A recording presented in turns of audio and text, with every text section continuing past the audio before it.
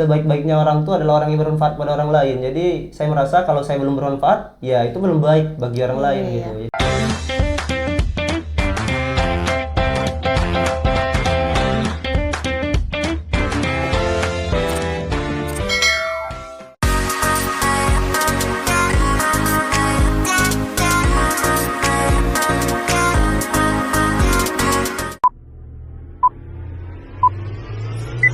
Assalamualaikum warahmatullahi wabarakatuh. Halo Sobat FKIP, gimana nih kabarnya hari ini? Semoga teman-teman selalu dalam keadaan sehat dan tetap bersemangat dimanapun teman-teman berada.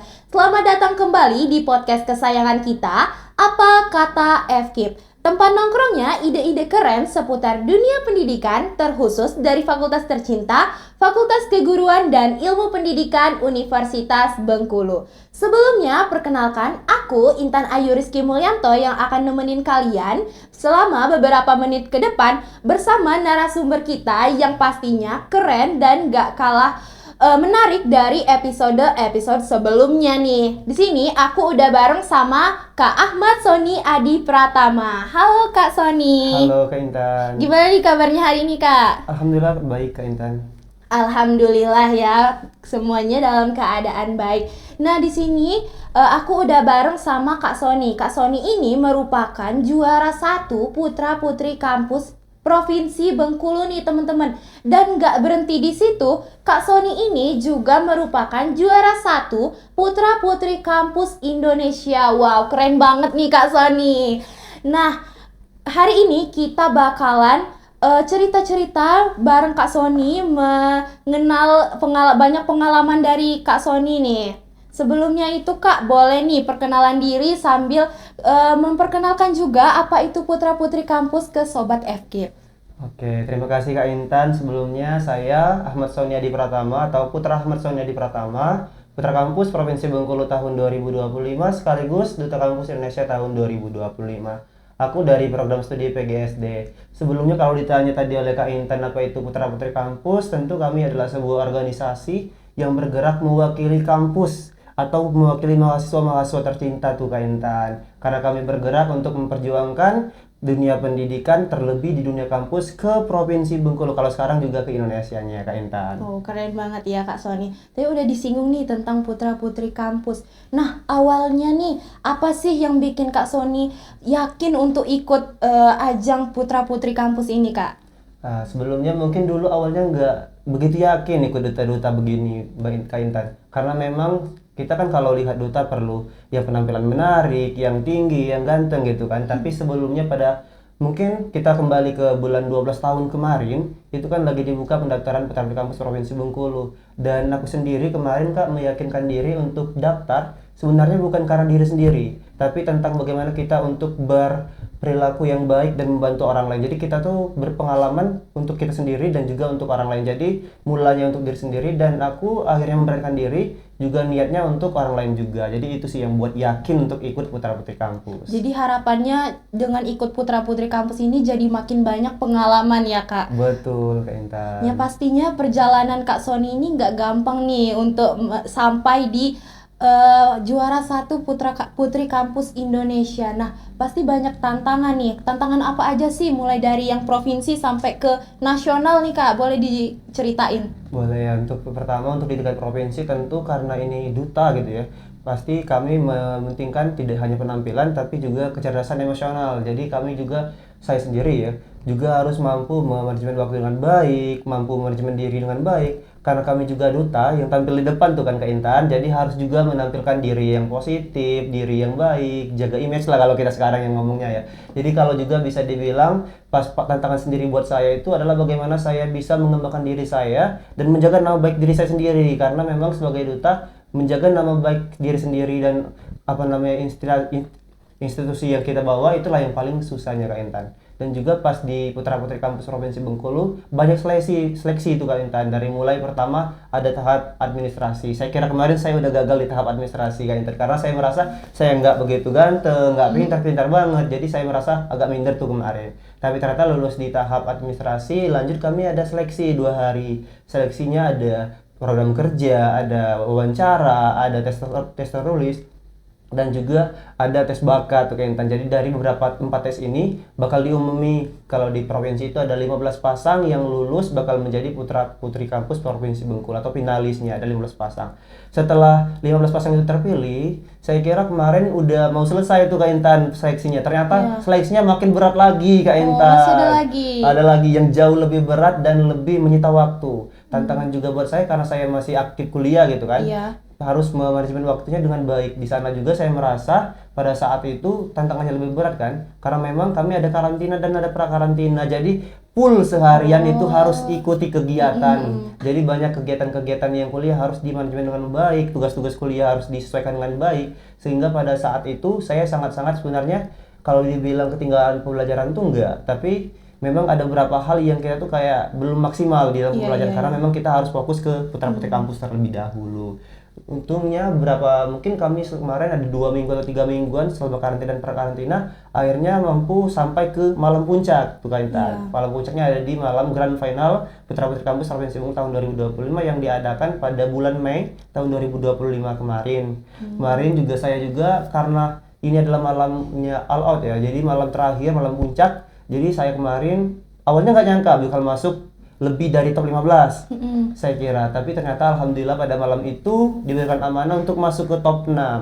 Di top 6 kemarin seleksinya ada lagi challenge-nya gitu yang diberikan, yaitu ada Q&A yang diberikan oleh dewan juri tentang top 6 dan juga tentang dunia kampus. Setelah masuk top 6 saya kemarin sempat minder juga tuh Kak Intan karena pertanyaan saya itu sangat sulit bagi saya ya, karena memang pertanyaan saya yang diberikan adalah tema langsung dari pemilihan Putra Putri Kampus Provinsi Bengkulu tahun 2025. Dari banyak teman-teman saya, mereka nggak ada yang dapat pertanyaan yang langsung bahas tema gitu kan.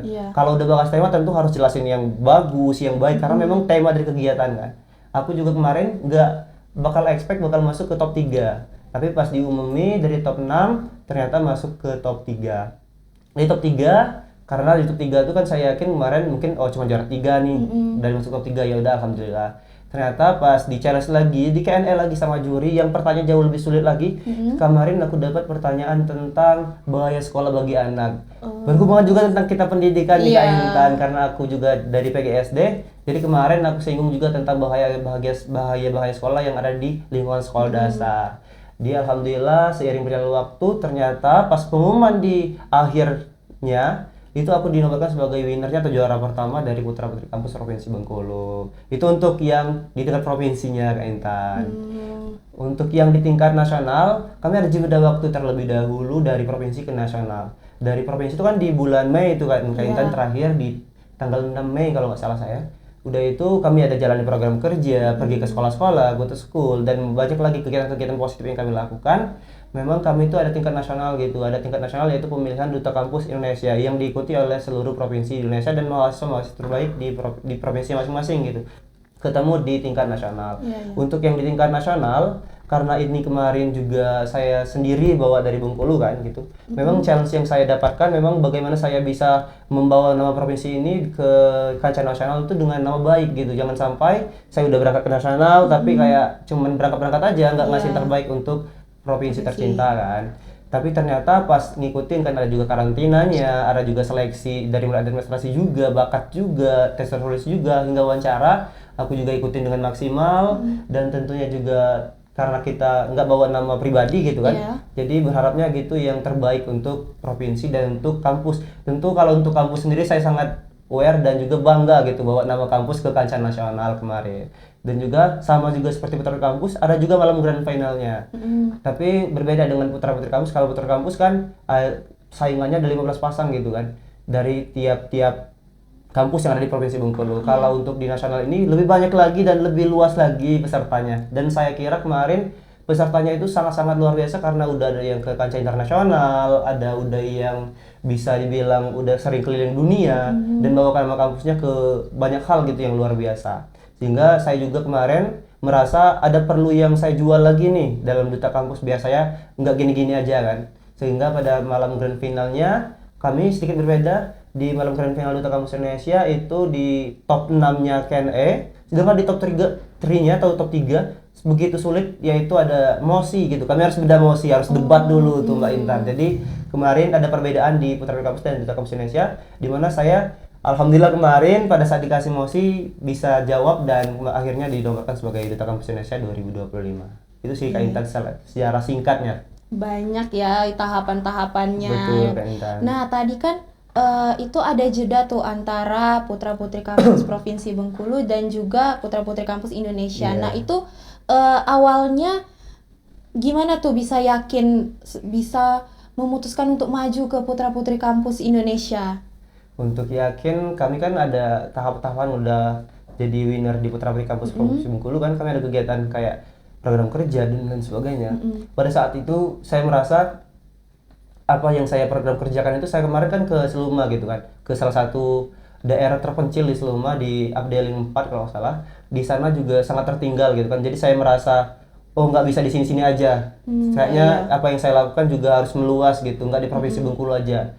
Balik lagi dengan yang saya bilang tadi, yang saya kejar bukan cuma prestasi diri saya sendiri, tapi bagaimana saya juga bisa membantu orang lain, menyesuaikan diri kepada orang lain, dan tentunya bermanfaat untuk orang lain. Karena ada pepatah yang saya sangat senangi, ataupun ada orang tua saya yang sering bilang, sebaik-baiknya orang tua adalah orang yang bermanfaat pada orang lain. Jadi saya merasa kalau saya belum bermanfaat, ya itu belum baik bagi orang lain gitu. Jadi itulah yang buat saya yakin Mbak Intan. Oke, nah tadi selama proses seleksi putra-putri kampus di Indonesia ini, ada nggak sih pengalaman atau hal yang paling berkesan atau hal yang paling menarik saat karantina atau mungkin saat seleksinya itu? Oke, banyak sekali sih kalau dari yang dibilang menarik atau berkesan gitu kan. Iya. Apalagi kalau menurut saya itu ada satu hal yang paling berkesan, di mana kami itu harus ada opening dance dan tari itu Kak Intan. Karena saya cowok gitu kan, yang jarang sekali nari, jarang sekali dan hampir nggak pernah dance. Jadi itu challenge bagi diri saya sendiri, harus bisa dance dan tari. Jadi itulah yang buat kayak saya harus gini deh, harus gerak gini deh. Padahal saya nggak pernah kan. Itulah yang buat saya jadi berkesan sekali dalam mengikuti ajang ini. Jadi kayak oh ini udah hal-hal baru. Dan satu lagi, karena saya tuh kayak kalau cowok nggak usah pakai make up, nggak usah pakai apa namanya bedak-bedak, nggak usah jaga penampilan. Nah ternyata pas saya ikut ajang pemilihan ini, cowok nggak cukup di situ aja, cowok juga bisa harus jaga penampilan, jaga dirinya, juga harus bisa make up. Jadi pada saat itu juga yang buat berkesan untuk saya. Jadi saya harus jadi orang yang bukan diri saya lagi, dalam kata baiknya ya, jadi bukan dalam kata buruknya. Dalam kata saya harus menjaga diri saya dengan baik, penampilan saya dengan baik, karena memang tugas utama duta itu adalah ketemu orang penting gitu, harus ketemu orang penting dan juga harus tentunya tampil elegan dan baik untuk dipandang gitu sih Kak Intan. Berarti banyak ya hal-hal baru yang dipelajari Betul, saat seleksi, saat karantina. Nah mungkin Sobat FKIP juga tertarik nih buat jadi kayak Kak Sony ini. Nah mungkin boleh Kak Sony, sekarang kan dengar-dengar pendaftaran putra-putri kampus Provinsi Bengkulu juga lagi dibuka nih Kak. Nah Betul, boleh dijelaskan Kak. nih timelinenya biar Sobat FKIP di rumah tahu nih dan bisa bersiap untuk mengikuti pendaftarannya. Oke, betul. Sebelumnya, apalagi kita di mahasiswa FKIP ya, FKIP itu adalah mahasiswa keguruan langsung yang terjun langsung ke sekolah nih Kak. Jadi menurut saya paling pas untuk ikut dutanya Putra Putri Kampus Provinsi Bengkulu. Untuk pendaftaran sekarang sedang dibuka di tanggal 15 Desember hingga 15 Januari 2026. Jadi kalau teman-teman FKIP yang lagi cari kegiatan-kegiatan positif, bermanfaat, itu ada di Putra Putri Kampus Provinsi Bengkulu. Dan juga kami itu kan kalau di Duta tentu ada karakter-karakter yang berbeda gitu kan. Di Putra Putri Kampus memang karakter yang dicari adalah mereka-mereka yang aktif di dunia pendidikan, aktif di dunia kampus. Jadi mereka yang memang terjun langsung ke dunia pendidikan seperti kita FKIP. Jadi menurut saya memang paling pas untuk mahasiswa FKIP bergabungnya di Putra Putri Kampus Provinsi Bengkulu. Nah itu tadi teman-teman, jangan lupa dicatat ya teman-teman, tanggal 15 Desember sampai terakhir kapan Kak? 15 Januari masih ada waktu nih untuk kalian daftar di Putra Putri Kampus Provinsi Bengkulu. Nah boleh Kak Sony berbagi tips and triknya nih biar teman-teman bisa mempersiapkan diri dengan lebih matang untuk mengikuti seleksi Putra Putri Kampus Provinsi Bengkulu ini. Kalau dibilang tips and trick, paling yang pertama kalau dari saya sendiri, saya itu paling senang dengan diri saya, yaitu kalau kita punya kekurangan kita harus sadar. Kalau kita juga punya kelebihan kita juga harus sadar tuh Kak. Jadi menurut saya tips and trick yang pertama kalian harus ketahui adalah introspeksi diri. Jadi yang pertama kalau kalian tahu kekurangan kalian di mana, misal aku kayaknya kalau di public speaking kurang nih, Iya. Jadi kalian minimkan banget yang kekurangan kalian di public speaking ini. Jadi kalian dengan belajar, dengan latihan public speaking, jadi kalian bisa kekurangan itu diminimkan dan kalian ganti dengan kelebihannya maksimal gitu. Sebenarnya ada kelebihan. Dalam kelebihan tentu kita kan nggak mungkin 0-0 aja kan, pasti ada kelebihan. Entah itu di bakat, Iya. entah itu di kecerdasan emosional atau etika gitu, atau juga di tes terulusnya kita pintar gitu kan. Dan disitulah menurut saya yang kita bisa maksimalkan. Jadi walaupun kita punya kekurangan, kita juga harus punya nilai plus yang bisa kita berikan kepada orang lain, atau saya sering bilang tuh daya jual lah kita tuh ya.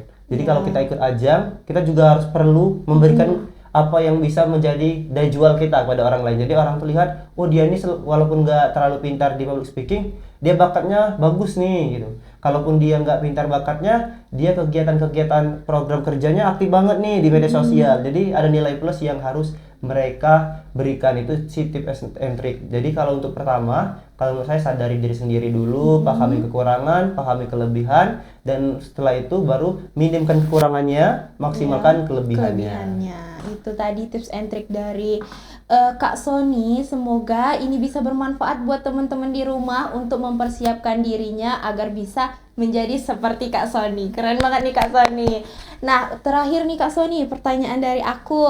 Boleh dong Kak Sony kasih motivasi untuk teman-teman di rumah, untuk sobat FKIP nih, biar lebih berani untuk mencoba hal baru seperti Kak Sony. Kemudian juga agar bisa berani untuk mengikuti ajang luar biasa seperti putra-putri kampus ini. Oke, untuk motivasi paling saya cuma berharap untuk kita semua, yang pertama tuh jangan karena kita memikirkan diri sendiri gitu kan, dan juga jangan merasa kita udah cukup.